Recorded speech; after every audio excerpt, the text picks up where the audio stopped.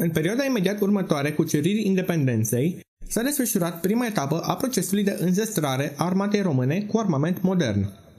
Acum au fost achiziționate și au intrat în dotare puștile și carabinele Martini Henry model 1879, importate din Germania, precum și carabinele Steyr din Austria. Într-o etapă ulterioară, începând cu anul 1894, acestea au fost înlocuite cu pușca cu repetiție Mannlicher model 1893, calibru 6,5 mm. Înainte declanșării războiului, armamentul de infanterie din înzestrarea armatei române cuprindea Parse 74.036 de puști, 39.231 de carabine, Parse 13 mitraliere și 61.189 de pistoale și revolvere de o mare diversitate de tipuri și calibre, ceea ce avea să influențeze negativ atât calitatea instruirii trupelor, cât și aprovizionarea cu muniție pe timpul războiului. Pușca Mannlicher a fost livrată într-un model modificat conform cerințelor părții române, în special înlocuirea țevii standard de calibru 8 mm cu una de calibru 6,5, cunoscută sub denumirea de Mannlicher model românesc 1893. Până în 1902 au fost comandate un număr de 150.000 de astfel de puști și carabine. Odată cu intrarea acestor arme în dotare, s-a introdus și muniția cu pulbere fără fum, care asigura o viteză inițială a glonțului de peste 700 de metri pe secundă. Pușca cu repetiție Mannlicher, model 1893, a fost o armă individuală de infanterie de calibru 6,5 mm cu încărcare manuală, proiectată special la cererea României, dar care s-a aflat și în înzestrarea altor armate în perioada Primului Război Mondial și în perioada interbelică. Pușca a fost utilizată de armata României începând cu campania din anul 1916, fiind achiziționate în total un număr de 373.926 de puști și 60.142 de carabine din acest model. Altă pușcă de origine austro-ungară, această armă a fost folosită de armata română ca dotare a trupelor din a doua linie și din rezervă. Aceasta avea să fie folosită chiar și în timpul celui de-al doilea război mondial de către anumite unități. Pușca Lebel model 1896 a fost o armă individuală de infanterie de calibru 8 mm cu încărcare manuală, aflată în înzestrarea armatei franceze și altor armate în perioada Primului Război Mondial și în perioada interbelică. Pușca a fost utilizată și de armata României, începând cu campania din anul 1916, fiind achiziționate în total un număr de 216.302 bucăți. Achiziționate în anul 1879, aceste carabine încă se aflau în dotarea armatei, fiind menționat un număr de 40.000 în arsenal la momentul intrării în război, în anul 1916.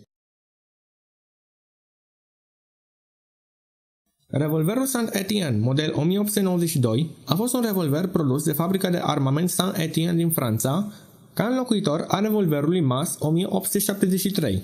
El a fost armamentul individual standard pentru ofițerii francezi și români în timpul Primului Război Mondial. Modelul a intrat în serviciu în anul 1893, fiind folosit de armata și poliția franceză până la mijlocul anilor 1960. Pistolul Steyr M1912 a fost dezvoltat cu un an înainte. A fost produs pentru armata austro-ungară de către firma austriacă Steyr Mannlicher și adoptat în 1912 sub denumirea de M1912. Arma folosea inițial cartuși de 9 mm Steyr. M1912 a fost achiziționat și de către Regatul României în anul 1913. După 1910 au fost comandate primele arme automate, și anume mitralierele Maxim M1909 calibru 6,5 mm, modificate pentru a folosi aceeași muniție ca și puștile Mannlicher, și Maxim M1910, respectiv mitralierele Schwarzlos M1907-1912 de 6,5 mm din Austro-Ungaria. Cantitățile livrate până la izbucnirea războiului au fost mici, asigurând doar înzestrarea unei companii cu 4 piese pentru fiecare regiment de infanterie, aproximativ 160 de bucăți. Maxim M1910 este o mitralieră grea de origine rusească, utilizată de către armata română din timpul Primului Război Mondial până în anii 70. Modelul M1910 a fost adoptat în anul 1910, fiind derivat din mitraliera originală Maxim. A fost montată pe un afet cu roți și tun, ceea ce oferea un grad ridicat de mobilitate și protecție. Mitralierele M1910 au fost montate și pe aeronave și nave de luptă. Hotchkiss M1914 a fost mitraliera standard a armatei franceze în timpul Primului Război Mondial. Aceasta folosea gloanțe calibru 8 mm, compatibile cu pușca Leber. Roțul de compania Hotchkiss SC a ajuns în dotarea armatei române după începerea războiului, alături de restul materialelor primite din Franța în timpul misiunii militare franceze în România.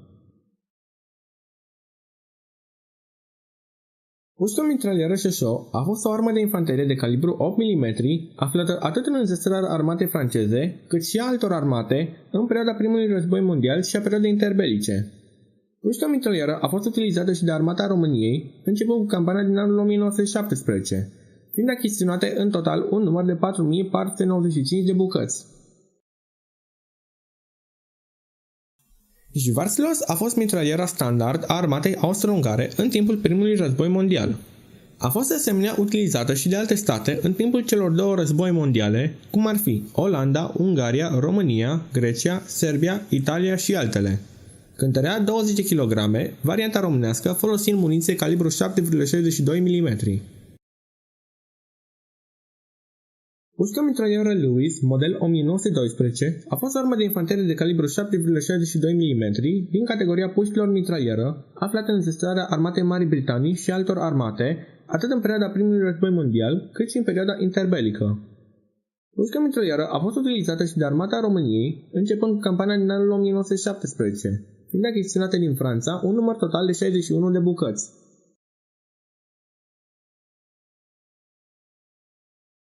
Sabia de ofițer model 1893 a fost o armă albă din categoria săbiilor, aflată în dotarea ofițerilor armatei României din toate unitățile în timpul primului război mondial.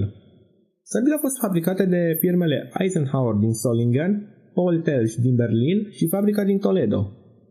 Săbiile aveau lama cu lungime regulamentare de 950 de mm, 1000 de mm sau 1050 de mm în funcție de înălțimea ofițerului.